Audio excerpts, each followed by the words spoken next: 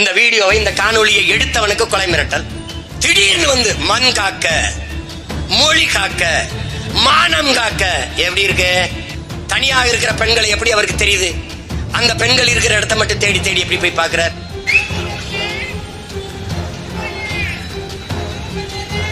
அவரே சொல்றாங்க, நீ என்னடா 5 லட்சம் 10 லட்சம் கொடுக்கறது? நாங்க ஆளுக்கு 100 ரூபா போட்டாலே 1 கோடி 1.5 கோடி கொடுக்க முடியுங்களா? நீ என்ன செஞ்சிட முடியும்? என்ன செஞ்சிட முடியும்? 260 வழக்கு போட்டிருக்க. என்ன புடிங்கிட்டியா? என்னைய போராட அனுமதிக்கவில்லை. என்னை இறங்கிய போதை தூக்கி வண்டியில ஏற்றி விட்டார்கள். நீங்க குற்றமற்றவர்கள் ஆயிடுச்சே. டேய், வந்தவன் போனவன் நாய் வேறையெல்லாம் என் நாட்டை ஆளணும்னு நினைக்கும் போது, இது என் நாடு, என் நிலம், என் மக்கள். ரெண்டுக்கு இந்த காலையும் கையும் உடைச்சு சக்கர வண்டியில தள்ளிட்டு வராங்க. கொஞ்ச நேரம் கழிச்சு இன்னொரு இடத்துக்கு கூட்டி போகும்போது தோல் அப்படி கையை போட்டு கூட்டிட்டு போறாங்க. தாங்கி வராரு. பிறந்த மண்ணில இருந்து சொல்ற, ஒரு நாள் எந்த கொம்பாதி கொம்ப உத்தரவு போட்டான், யார அடிச்சு கொல்ல சொன்னது தூக்கி பெழுக்கிற, நான் நல்ல அத்தாளுக்கு பணக்கம் பிறக்கிறேன். திருடனுக்கு திருடன் பாதுகாப்பு. நான் அடிப்பது போல அடிக்கிறேன், நீ அழுவது போல அழு என்று 2 பேரும் நாடகம் போடுவான். அஜித்குமார் கொலையை எடப்பாடி ஐயா பழனிசாமி பேசினால், நீ ஜெயராஜ் பெனிசை எப்படி கொன்றாய்? 2 பேரும். ஏன்னா 2 பேருமே கொலைகாரப்பே. டேய், எடப்பாடி ஸ்டாலின் ஆட்சியில தப்பிக்கலாம். ஒரு நாள் இந்த மகன் பிரபாகரன் மகன் உட்காரும் போது அவன் எந்த கொம்பனா இருந்தாலும் தூக்கு வேண்டாம். எவன்டா உத்தரவு போட்டவன்? அது கேட்டாங்க பாரு. சிபிஐ விசாரணை கேட்கிறோம். இது மாதிரி ஒரு சீட்டிங், இது மாதிரி ஒரு ஏமாற்று உலகத்தில் இருக்க முடியாது. என் உடன் பிறந்தார்களே, நீங்க பார்த்திருப்பீங்க எத்தனை வழக்குகளை இவங்க மத்திய புலனாய்வுக்கு சிபிஐக்கு மாத்தி இருக்கிறார்கள். எந்த வழக்கில் நியாயம் கிடைக்க பெற்றிருக்கிறது? சிபிஐ விசாரிச்சு உண்மையை சொல்லி இருக்கு என்று ஒரு வழக்கில் சொல்லுங்க பாப்பா. மாநில உரிமை பேசியவர்கள், மாநில சுயாட்சி பேசியவர்கள், மாநில உரிமை காவல்துறை, மாண்புமிகு தமிழக முதல்வரின் கட்டுப்பாட்டின் கீழே, அவருடைய அதிகாரத்தின் கீழே இயங்கக்கூடிய துறை காவல்துறை. தன்னுடைய காவல்துறை, தனக்கு கீழே இயங்கக்கூடிய காவல்துறை சரியாக விசாரிக்காது, அது சரியாக நீதியை விசாரிச்சு நிலைநாட்டாது. தனக்கு கீழே இருக்கிற உளவுத்துறை, சிபிசிஐடிங்கிற சிறப்பு காவல்படை, இது எதுவுமே சரியில்லை. அதனால் நீங்கள் சிபிஐ விசாரணை செய்யுங்கள் என்றால் நீங்கள் தோற்றுவிட்டீர்கள் என்று பொருள். உங்களுடைய காவல்துறை சரியில்லை என்று நீங்கள் ஒத்துக்கொண்டீர்கள் என்று பொருள். அப்படி என்றால் உங்கள் தோல்வியை ஒத்துக்கொண்டு நீங்கள் பதவி விலகுவதை தவிர வேற வழி இல்லை.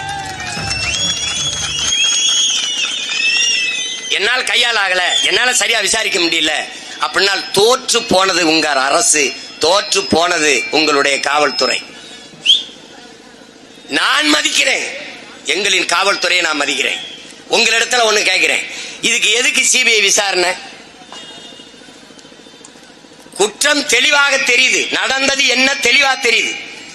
5 காவலர்கள் போனார்கள், தம்பி அஜித்தை விசாரிக்கணும் என்கிற பேர்ல அடித்து கொன்று விட்டார்கள். குற்றம் நிகழ்ந்தது தெரியுது, கண்கூடா தெரியுது. இங்கே வேண்டியது நடவடிக்கை தானே ஒழிய, நடந்தது என்னன்னு தெரிஞ்சிருச்சுல்ல, அப்ப நடவடிக்கை தான் வேணும், விசாரணை தேவையில்லை. இங்க விசாரிக்க வேண்டிய அவசியமே இல்லை. என்ன நடந்தது என்று தெரியவில்லை என்றால் தான் விசாரணை தேவை. இங்கதான் என்ன நடந்ததுன்னு தெரியுதே. ஒரு பொம்பளை வந்தா என் நகையை காணாமன்னு சொன்னா, இவ்வளவு நடந்திருக்கு, இவ்வளவு பிரச்சனை இருக்குது, அவ குற்றப்பதிவும் கொடுக்கல, திரும்ப அவசர அவசரமா 5 பேர் வந்தான், அடிச்சான், கொன்னுட்டான், இது நடந்திருக்கு. எல்லாமே தவறு. இந்த தவறுக்கு தண்டனை தான், நடவடிக்கை தான், தீர்ப்பு தான், நீதிதான் வேண்டுமே ஒழிய விசாரணை இல்லை. இங்க விசாரிக்க வேண்டிய தேவையில்லையே. நாம கேட்க வேண்டிய கேள்வி, இந்த 5 காவலர்களிடத்திலே விசாரிச்சு உங்களை அஜித்தை அடித்து விசாரிக்க சொன்ன அதிகாரி யார்? அது கேட்கணும். அந்த அதிகாரி கிட்ட உனக்கு அஜித்தை எஃப்ஐஆர் கூட போடாமல் நீ அஜித்தை அடித்து துன்புறுத்தி அவனை விசாரிக்க சொல்லி உனக்கு உத்தரவிட்ட மேலதிகாரி யார்? இப்ப எங்க இருக்கான் வில்ல? எங்க இருக்கான்? இந்த பொம்பளை யாருக்கு பேசி அவன் எவன் இவனுக்கு சொன்னானோ அவன் தான் மெயின் அக்யூஸ்ட். அவரை மறைப்பதற்கு இவர்களை உள்ள வைத்து விட்டு தற்காலிக இடைக்கால பணி நீக்கம் செய்துவிட்டு 3 சென்ட் கொடுக்கறது, ஒரு வேலை 80 கிலோமீட்டருக்கு அங்கே போய் கொடுக்கறது, வேலை இல்லைன்னு சொல்லிட்டு போக வேண்டியதானே நீ? என்னது 2 நாள் போவான், 3ஆவது நாள் வேலையை வேணாம்னு எழுதி கொடுத்துட்டு வருவான். 80 கிலோமீட்டர் போய் வந்தான்னா இது வேலை இல்ல, வேண்டாத வேலை.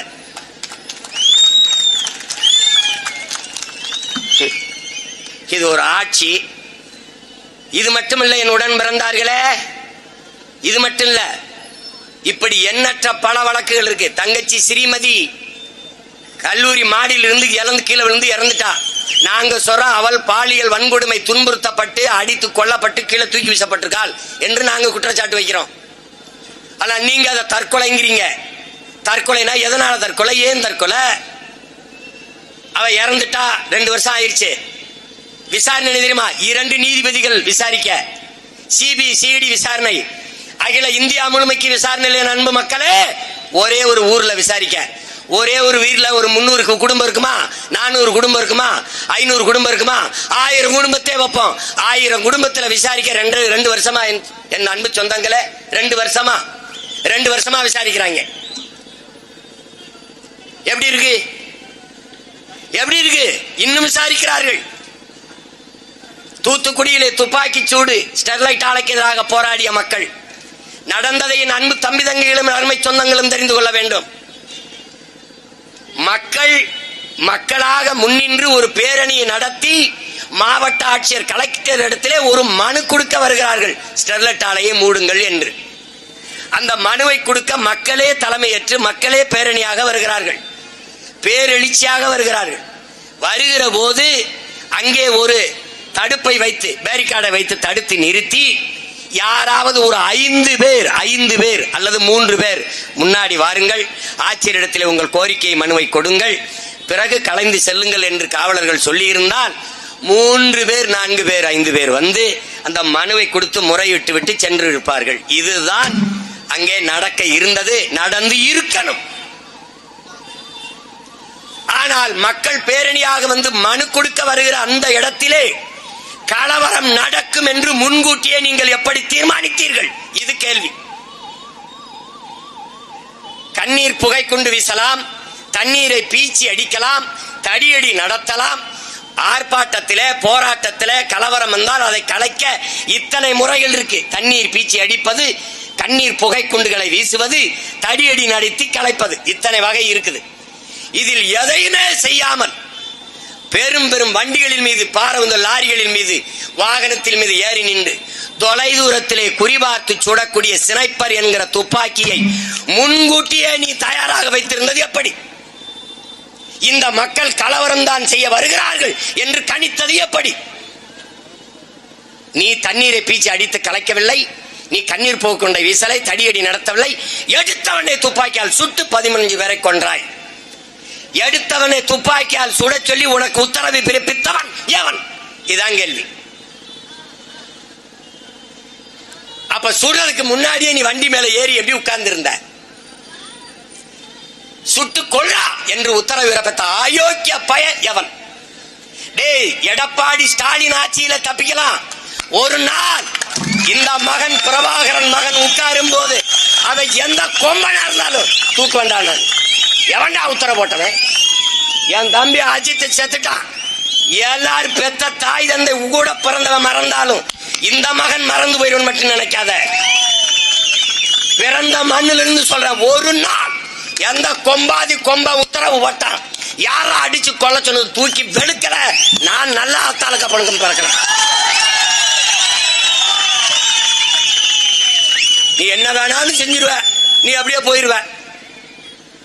இதுவரை தூத்துக்குடி துப்பாக்கி சூட்டில் அருணா ஜெகதீஷ் என்கிற நீதிபதி அம்மா முன்னாடி 3 மணி நேரம் நின்று வாக்குமூலம் விசாரணையில் முன்னின்று சாட்சியம் சொன்ன ஒரே மகன், அரசியல் கட்சி நடத்துகிற ஒரே மகன் நான் தான் இருக்கேன். 3 மணி நேரம் சாட்சியம் சொன்னேன். ஆனால் அந்த அம்மா அறிக்கை தாக்கல் பண்ணிப்பால 1 ஆண்டுக்கு மேல, 1.5 ஆண்டு 2 ஆண்டு ஆயிடுச்சு. எந்த நடவடிக்கையும் இல்லை. துப்பாக்கி சூட்டில் ஈடுபட்ட அத்தனை அதிகாரிகளும் பணி இடமாற்றம் செய்யப்பட்டு பதவி உயர்வு கொடுக்கப்பட்டிருக்கிறார்கள். இதுதான் திராவிட மாடலின் ஆட்சியின் சாதனை. இதை போலவே இதையெல்லாம் இவர்கள் பேச முடியாது. ஏன்? தூத்துக்குடி துப்பாக்கி சூட்டை இவர் பேச மாட்டார். அதே போல கொடநாடு கொலையை இவர்கள் பேச மாட்டார்கள். ஏன்? Mutual understanding. எல்லாம் 1000 கோடி 500 கோடியை கொடுத்து எல்லாம் பணத்தை வாங்கி கொண்டு இந்த பாவப்பட்ட அப்பாவி மக்களை இவர்தான் சொன்னார், நான் ஆட்சிக்கு வந்தால் தூத்துக்குடி துப்பாக்கி சூட்டுக்கு 2 மாசத்தில் நீதியை நிலைநாட்டுவேன். 4.5 வருஷம் ஆயிடுச்சு, 6 மாசத்துல தேர்தல் வந்துருச்சு.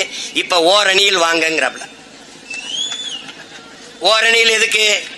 நாங்க தனியா எவ்வளவு நாள் திருடிக்கிட்டு இருந்தா வாங்க எல்லாரும் சேர்ந்து திருடுவோம். ஓரணியில் வாங்க கூடி கொள்ளையடிப்போம், கூடி கொலை செய்வோம். இதுதான், வேற என்ன? வேற என்ன? திடீர்னு வந்து மண் காக்க, மொழி காக்க, மானம் காக்க. எப்படி இருக்கு? இவள் நாள் என்ன பண்ணிக்கிட்டு இருந்தீங்க? நாங்க தான் மண்ணள்ளி வித்துக்கிட்டு இருந்தோம், மண்ணை திருடி வித்துக்கிட்டு இருந்தோம். நாங்க தான்.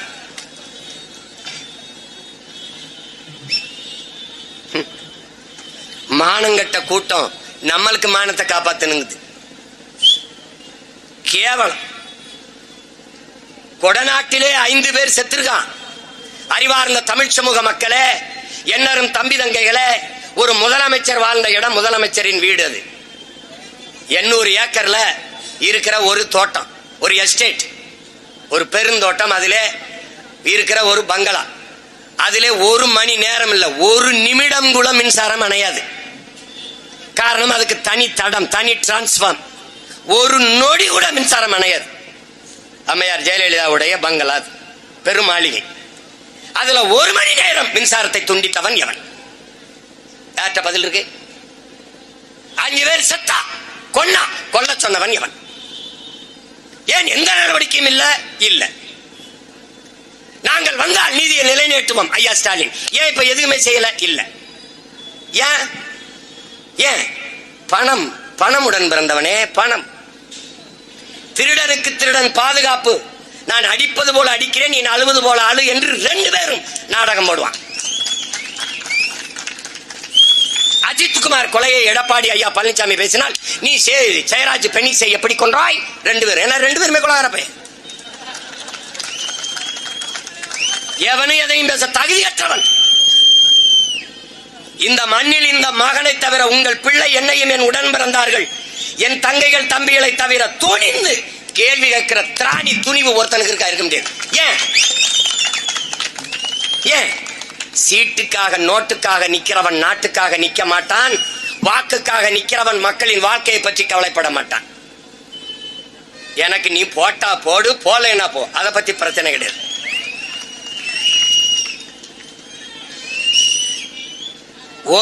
ஒரு கேள்விக்கு பதிலுக்கா பாரு, எங்கேயாவது ஒண்ணு. அண்ணா பல்கலைக்கழகத்தில் ஒரு தங்கையை பாலியல் வந்து கொடுமை செஞ்சிட்டான். அந்த தங்கச்சி அவருடைய வக்கீல், அவங்க சித்தப்பாவை எனக்கு அனுப்புது. எனக்கு சொல்லுது, நீ என்ன செய்வியா அண்ணன்ட்ட போய் மட்டும் இதை சொல்லிருன்னு வந்து என்கிட்ட சொல்றாப்ல. இதே மாதிரி பல கேள்விகளை நான் கேட்டேன், எதுக்கும் பதில் இல்லை. போராட அனுமதிக்கவில்லை என்னை. இறங்கிய போதை தூக்கி வண்டியில் ஏற்றி விட்டார்கள். நீங்க குற்றமற்றவர்கள் ஆயிடுச்சே, நீங்க தான் பெண்களின் உரிமையை பாதுகாக்கிறவாயிருச்சே, பெண்களுக்கான பாதுகாவலர்கள் ஆயிடுச்சே. என்ன நடந்திருக்கு, என்ன நடக்கும் நான் பேசத்தானே வரேன். எதுக்கு என்னை குண்டு கட்ட தூக்கி வண்டியில் ஏத்தின? என்ன விடு. அம்மா சௌமியா அன்புமணியை தூக்கிட்டு போன, குஷ்பு அவர்கள் மதுரையில் போன, எதுக்கு மாடு அடைகிற தொட்டில கொண்டி மாட்டு கொட்டத்தில் கொண்டி அடைச்சு போட்ட? என்னது இது? எப்படிப்பட்ட ஆட்சி முறை? எப்படிப்பட்ட ஆட்சி முறை? அந்த ஞானசேகருங்கிற ஒருத்தனே இதை செஞ்சிட்டானா? ஒரு பல்கலைக்கழக வளாகத்துக்குள்ள பேராசிரியர் பெருமக்களே அடையாள அட்டை இல்லாம உள்ள போக முடியாது. என் அன்பு தம்பி தங்கைகளே, என் தம்பிகள் எல்லாம் அங்க பேராசிரியரா இருக்கான். அவன் சொல்றான், அண்ணா வேற ஒரு கார், வேற ஒரு அங்க அந்த கார் பதிவு, ஒரே வாகனத்துல போகும்போது பதிவாயிரும். வேற ஒரு கார்ல வந்தால் அவ இறங்கி அடையாள அட்டை காட்டணும், என் வண்டி தான், நான் தான். அவ்வளவு நெருக்கடி இருக்கும். உள்ள சாதாரண ஒருத்தன் உள்ள போய் திரும்ப முடியாது.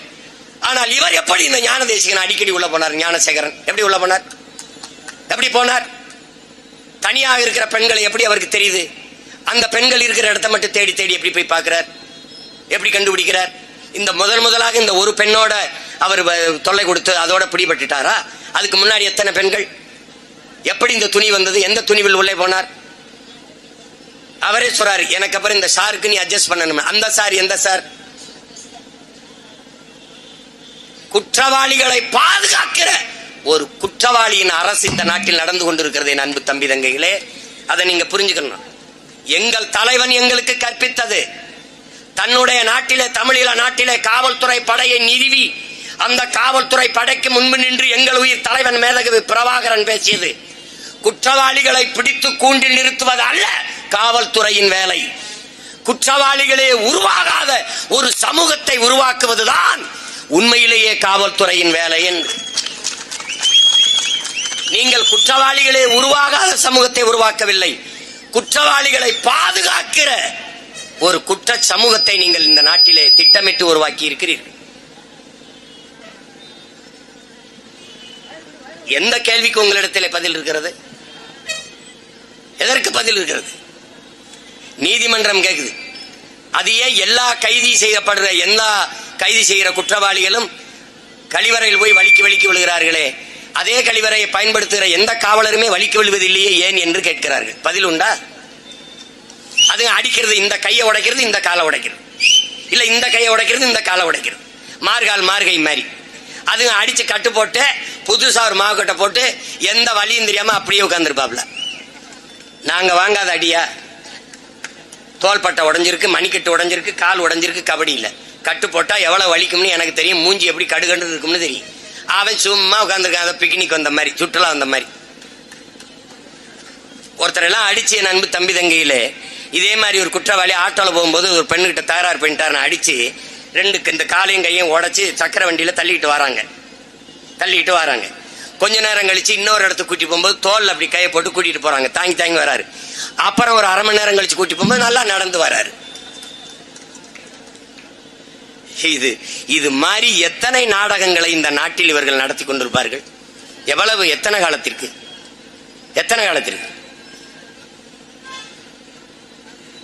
25க்கும் மேற்பட்ட காவல் நிலைய மரணங்கள் இந்த ஆட்சியில் மட்டும் நடந்திருக்கு. சேவியர் ஜெயராஜ் பெனிக்ஸ் அவருடைய கொலை இழப்பை இவர்கள் பேசியது என்ன? கொரோனா நேரம், யாரும் எங்கு நடமாட முடியாத அனுமதி பெற்று உள்ள வர வேண்டும். அப்போது கனிமொழி அம்மையார் அவர்களும் தம்பி உதயநிதி ஸ்டாலின் அவர்களும் எந்த இதுவும் இல்லாமல் உள்ளே போய் அந்த வீட்டிலே விசாரித்து விட்டு வந்தார்கள். அதே போலதான் அஜித்துடைய உயிர். இது உங்க ஆட்சி. ஏன் நீங்கள் தம்பி உதயநிதி வரலாமே, ஏன் ஸ்டாலின் வரலாமே, அம்மையார் கனிமொழி வந்து கேட்கலாமே, ஏன் கேட்கல? ஏன்? அப்போது எதிர்கட்சி, இப்போது ஆளுங்கட்சி. எப்படி இருக்கிறது? அதிகாரத்தில் இருந்து இவர்கள் எந்த தவறை செய்தாலும் அதை மறைத்து விடலாம் என்று. ஒரு ஊடகம் மனச்சான்றோடு உண்மையை பேசுதா? ஒரு ஊடகம் கேள்வி கேட்குதா? இத்தனை கேள்விகள் எழுப்புறமே. ஏன் அந்த நிகிதாங்கிற பெண்ணை கைது செய்து நீங்க விசாரிக்கவில்லை? இந்த காவலர்கள் அவர்கள் மனைவிமார்கள் சொன்னது போல இவர்கள் அப்பாவிகள், மேலதிகாரிகள் உத்தரவின் பேரிலே நடந்தார்கள். அவர்களுக்கு ஒன்றும் தெரியாது, உத்தரவிட்டது மேலதிகாரி, மேலதிகாரியின் உத்தரவை கடைபிடிக்க வேண்டியது அந்த கடைநிலை காவலர்களினுடைய வேலை, அதை செய்தார்கள். சரிதான். இந்த காவலர்களுக்கு உத்தரவிட்டது யார்? அந்த இடத்துதான் குற்றம் இருக்கிறது, அங்குதான் குற்றத்திற்கான பிறப்பிடம் இருக்கிறது, அங்குதான் இந்த கொடிய செயலுக்கான கொடிய சிந்தனை பிறந்திருக்கிறது. அப்ப அது யார்? அவர் மீது என்ன நடவடிக்கை? அப்ப அவர் பாதுகாப்பாக அதே பதவியிலே இருப்பார் என்றால், குற்றத்திற்கான காரணம் அங்கே இருக்கிறது என்றால், இதுபோல குற்றச் செயல்கள் இன்னும் தொடர்ந்து நடந்து கொண்டுதான் இருக்கும். இது நிறுத்தப்படாது. தம்பி அஜித்தின் மரணம் தான் இறுதியா? இதுவே முற்றா? இதுபோல கொடிய மரணங்கள் இனி தொடராதா? யார் உறுதி தருவது? யார்? கேள்வி கேட்க நாதி இல்லாது, துணிவில்லாது, ஒரு அடிமை இனமாக, அதிகாரமற்ற இனமாக இந்த வீடியோவை, இந்த காணொலியை எடுத்தவனுக்கு கொலை மிரட்டல். அப்படின்னா என்ன இருக்கும்? எவன் வருவான்? எவன் துணிஞ்சு வருவான்? எவன் போராடுவான்? எவன் வருவான்? சீமா வருவான். ஏன் வருவான்? அவன் பிரபாகரன் என்ற பெருந்தலைவனின் மகன். அவன் வருவான். அவன் உலக ராணுவத்தை எதிர்த்து போரிட்ட பெரும் வீரனின் மகன். அவன் வருவான். அவன் பூலித்தேவன், மருதுபாண்டியர், வேலு நாச்சியார், தீரன் சின்னமலை, அலமுத்துக்கோனின் பேரன். அவன் வருவான். அவன் வெள்ளையத்தேவன், சுந்தரலிங்கத்தின் பேரன், பண்டாரவண்டியன், பெரும்பிடுகு முத்தரையனின் பேரன். அவன் வருவான். இங்கே எவன் வருவான்? மரணத்துக்கு அஞ்சாதவனே மாவீரனாகிறான். எங்க முன்னவர்கள் கடைபிடித்த கோட்பாடு. அதை பின்பற்றுகிற பிள்ளைகள் நாங்கள் வருவோம். உயிரும் மயிரும் ஒன்று என்று கருதுகிற பிள்ளைகள் நாங்கள் வருவோம். வேற வருவான். நீ என்ன செஞ்சிட முடியும்? என்ன செஞ்சிட முடியும்? 260 வழக்கு போட்டிருக்க. என்ன புடுங்கிட்டியா? என்னைய 260 வழக்கு போட்டிருக்க. நான் ஏறாத நீதிமன்றம் உண்டா? ஏறாத நீதிமன்றம், பார்க்காத சிறை உண்டா? எல்லா சிறையிலையும் இருந்திருக்கேன். இன்னும் புதுசா ஜெயில போட போறியா? என் பங்காளி வடிவேல் சொல்ற மாதிரி சிறை பறவைடா நாங்க. மாதிரி ஜெயில் கட்டினதே எங்களுக்கு தான். நீ மரத்துக்கு அஞ்சாம தூக்குல தொங்குனவன் பிள்ளைங்க நாங்க. புறங்கைய கட்டிட்டான், புறங்கைய கட்டிட்டான், முழங்காலுக்கு கீழே கெண்ட காலையும் கட்டிட்டான், முட்டி கால போட வச்சுட்டான், முட்டி கால போட வச்சுட்டான். எங்க பாட்டனை முட்டி கால போடுச்சு, கழுத்துல தூக்கு கயிறை மாட்டிட்டான்.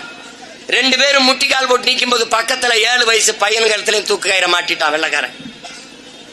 எங்க பாட்டன் பெரிய மருது கேட்கிறாரு, டேய் நான் உன்னை எதிர்த்து போரிட்டேன், என்னை தூக்குல போடுற. சரி, இந்த 7 வயசு பையன் என்னடா பண்ணா, நீ எதுக்குடா அவனை தூக்குல போடுறாங்க? அதுக்கு வெள்ளக்காரன்ட்ட பதில் இல்ல. காரணம் என்ன? 7 வயசு பையன் எதுக்குலாம் தூக்குல போனவன்? ஏன் போனோம்? மருதுபாண்டியனின் பரம்பரையில் வந்த வாரிசு அவன். 7 வயசு பையன்தானே என்று விட்டு விட்டு சென்றான். நாளைக்கு அவன் மருதுபாண்டி பேருள்ள மாபெரும் பாண்டியா வருவான்னு பயந்து 7 வயசு பையனையும் தூக்குல போட்டான் வெள்ளக்காரன். மரணத்திற்கு அஞ்சாத மாவீரர்களின் பரம்பரையில் வந்தவன் நாங்க. இதெல்லாம் ஒண்ணும் கிடையாது. இது அநீதி. எங்களுக்கு வேண்டியது நிதி அல்ல, நீதி. பெருமக்களே, நீதி. உன் நிவாரணத்துக்கு கொண்டு குப்பையில போடு. நீ என்னடா 5 லட்சம் 10 லட்சம் கொடுக்கறது? நாங்க ஆளுக்கு 100 ரூபா போட்டாலே 1 கோடி 1.5 கோடி கொடுக்க முடியுங்களா? நீ செய்யறதெல்லாம் செஞ்சிருவ, நிவாரணம் கொடுத்து மூடிடுவ. அப்படித்தானே? அதான் முதலமைச்சர் சாரி கட்டார்ல அப்படின்னு. சாரி கட்ட. அப்ப நமக்கு என்ன தோணுது? எதையும் செய்யலாம், சாரி கேட்கலாம். சாரி கேட்டுட்டார், சாரி கேட்டுட்டார். அதை விட வேற என்ன செய்ய முடியும்? அதான் அவர் வருத்தம் தெரிவிச்சிட்டாரே என்று சொல்லுகிற பெருமக்களே, உங்களை கொன்று விடலாம், உங்கள் குடும்பத்தினரிடத்திலே சாரி கேட்டு விடலாம். சரியாகி விடுமா என்றால் யோசித்து பாருங்க, எப்படி இருக்கும்? எப்படி இருக்கும்? இதே மரணம் உங்கள் வீட்டில் நிகழ்ந்திருந்தால், கொலைகாரன் கொலை செய்தவர் சாரி சொல்லிவிட்டால் நீங்கள் மகிழ்ச்சியாக விட்டு விடுவீர்களா? சரியாகி விடுமா? உயிர் இழப்பிற்கு எதை பொருட்டும் ஈடுகட்ட முடியாது. என் அன்பு சொந்தங்களை, எதன் பொருட்டும் உயிரின் இழப்பை ஈடுகட்ட முடியாது.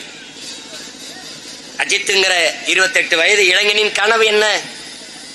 அவன் தாயை அப்படி வைத்துக் கொள்ள வேண்டும், தம்பி இப்படி வைத்துக் கொள்ள வேண்டும், தன் குடும்பத்தை இப்படியெல்லாம் வாழ வைக்க வேண்டும், எப்படியெல்லாம் உழைத்து தன் குடும்பத்தை முன்னேற்ற வேண்டும் என்ற பெருங்கனவு இங்கே இருக்கிற ஒவ்வொரு மகனுக்கும் இருக்கும்.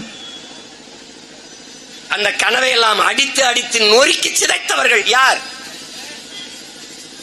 அடித்தே கொள்கிறார்கள் என்றால், ஒரு உடலில் இருந்து உயிர் பிதுங்கி கசிந்து வெளியேறுகிறது என்றால், எவ்வளவு தூரம் அடிச்சு அடிச்சு அடிச்சு துன்புறுத்தி உயிரே போற அளவுக்கு என்றால், எவ்வளவு வலிதாங்கி அந்த மகன், அந்த உயிர் எவ்வளவு வலிதாங்கி பிரிந்திருக்கும் என்பதை அறிவார்ந்த தமிழ் சமூக மக்கள், உணர்வுள்ள ஒவ்வொரு பிள்ளைகளும் நீங்கள் எண்ணி பார்க்க வேண்டும். சீமானும் அவன் தம்பிகள் முதல்ல வந்து போராடினார்கள். இப்போது சீமான் போராடுகிறார். அவர் கத்தி விட்டு போய் விடுவார் என்று நினைக்காத. முச்சந்தில் நின்று கத்திக்கிட்டே சாகிறதுக்கு வந்தவன் நினைக்காத. என்னை கேட்பான், நீ முதலமைச்சர் ஆகிறதுக்கு தான் கட்சி ஆரம்பிச்சிருக்கியா சீமான்? நான் சொன்னேன், இல்ல முச்சந்தில் நின்று கத்திட்டு சாகிறதுக்கு தான் கட்சி ஆரம்பிச்சிருக்கேன். டேய், வந்தவன் போனவன் நாய் வேறையெல்லாம் என் நாட்டை ஆளணும்னு நினைக்கும் போது, இது என் நாடு, என் நிலம், என் மக்கள். இழைக்கப்பட்ட இந்த அநீதிக்கெல்லாம் நீதியை நிலைநாட்ட வேண்டிய ஒரு தேவை எங்களுக்கு இருக்கிறது இல்லையா? ஒரு நாள் இந்த நிலமும் அதிகாரமும் எங்களுக்கு வரும், விரைவில் வரும். இன்னும் 10 மாதங்கள் தான் இருக்கிறது. எங்களுடைய பாய்ச்சலை எந்த கொம்பனாலும் தடுக்க முடியாது, எவனும் எதிர் நிற்க முடியாது. அன்னைக்கு நீங்க இப்படி தப்பிக்க முடியாது. உரிய விசாரணை செய்து உரிய விசாரணை செய்யணும். இந்த சிபிஐக்கு மாத்திரேன் அதை மாத்திரேன்னா நீ ஏமாத்துறான்னு அர்த்தம். குற்றம் தெளிவா தெரியுது, அடிச்சு கொன்னுட்டாங்க, அடிச்சவங்க தெரியுது, அவர்கள்ட்ட விசாரி. யார் உனக்கு அடிக்க சொன்னது என்று. இந்த டிஎஸ்பியா எஸ்பியா யாரு? எஸ்பி கிட்ட கேளு. நான் எஸ்பி கிட்ட பேசினேன் ஆர்ப்பாட்டத்துக்கு, நீங்க மனு கொடுங்க மேலிடத்துல கேட்டு சொல்றேங்கிற. அப்ப மேலிடம் ஒண்ணு இருக்குல்ல, இப்ப அடிக்க சொன்ன அந்த மேலிடம் யாரு? அதானே அந்த மேலிடம். எந்த மேலிடம்? அந்த மேலிடம் எந்த மேலிடம்? அதுதான் இப்ப தெரியும்.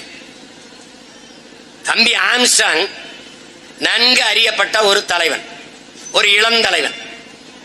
அவன் வீட்டு வாசலிலேயே அவனை கொன்றுவிட முடியும் என்று கொலைகாரர்களுக்கு எப்படி துணிவு வந்தது? எப்படி துணிவு வந்தது?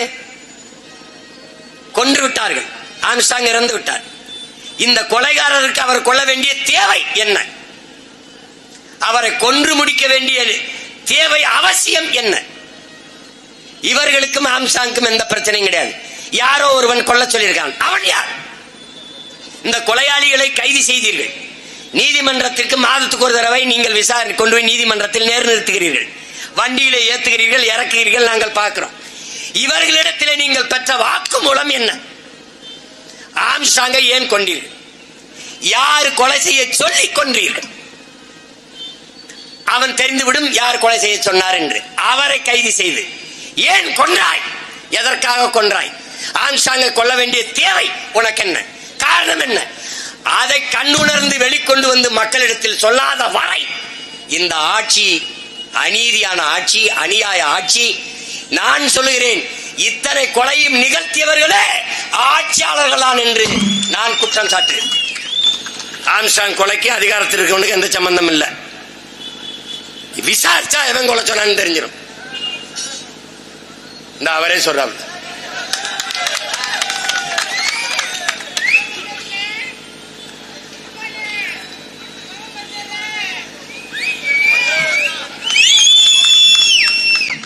அப்ப எவ்வளவு நம்மை சுற்றி எவ்வளவு சிக்கல்கள், எவ்வளவு நெருக்கடிகள். இன்னைக்கு என் தம்பி அஜித்குமாருக்கு நடந்தது நாளைக்கு எனக்கு நடக்கலாம், நாளை மறுநாள் உங்களுக்கு நடக்கலாம், ஏன் இன்றைக்கே நடக்கலாம். யாருக்கும் என்ன வேணுமானால் நடக்கலாம். என்றால் இந்த நாட்டின் குடிகள் பாதுகாப்பற்று பதட்டத்தோடு வாழ்வதற்கு பெயர்தான் ஆட்சி என்றால் அது நாடல்ல, சுடுகாடு. என் அன்பு மக்களே, இந்த நிலையை மாற்றுவதற்கு நாம் பேரெழுச்சியாக கிளர்ந்து எழ வேண்டும். இல்லை என்றால் இந்த துன்பம், தம்பி அஜித் வீட்டில் நிகழ்ந்த துன்பம், இந்த துயரம் நாளைக்கு நம் வீட்டில் நிகழாது என்பதற்கு என்ன உத்தரவாதம், என்ன உறுதி இருக்கிறது? யார் அதற்கு பொறுப்பேற்பது? யார்? அதிகாரத்தில் இருப்பவர்களே உட்கார்ந்து பேரம் பேசுகிறார்கள். உனக்கு வேலை தருகிறோம், காசு வாங்கி தருகிறோம், இதை கண்டுகொள்ளாமல் விட்டுவிடு என்று. இதெல்லாம் ஒரு நல்ல ஆட்சியின் அழகா? இதுதான் மக்களாட்சியின் மகத்துவமா, மாண்பா?